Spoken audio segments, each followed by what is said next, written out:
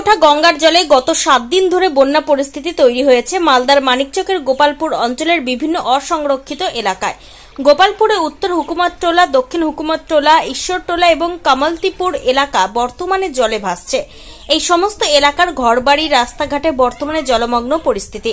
ফলে জলবন্দী দশায় চরম দুঃখ দুর্দশার মধ্যে দিন কাটছে ওই সমস্ত এলাকার প্রায় 500 পরিবারের সদস্যদের।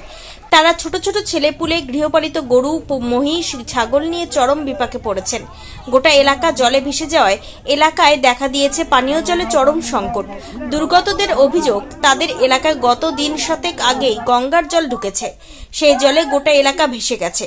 ঘরবাড়ি থেকে রাস্তাঘাট বর্তমানে জলের তলায়, অথচ এখনো প্রশাসনের তরফে কারো দেখা নেই, ত্রাণের কোনো ব্যবস্থা নেই। ফলে বন্যা দুর্গতদের অনেকেরই দিন কাটছে চরম অসহায় অবস্থায়।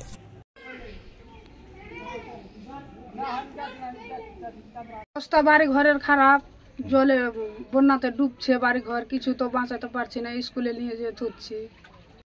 অবস্থা তো খুবই খারাপ, জানো যে বন্যা টন্যাতে প্রত্যেকদিন জল বাড়তে আছে, আজকেও বেড়েছে। আবার খাওয়া বাড়ছে, সকাল থেকে আমার জিনাটা ডুবে গেল। আচ্ছা, আমার মহানন্দটোলা 23টা মেম্বার, 23টাই বুথ ভাবতে হবে, ঠিক আছে। আমার গোবিন্দপুরে জল, নয়া বেলেমারি জল, মহানন্দটোলা জল, পশ্চিম রতনপুর জল, বেলেমারি কেটে সাপ, শ্রীকান্তটোলা, কান্তটোলা কেটেও সাপ, এখন মুলিরাম শুরু হচ্ছে কাটতে।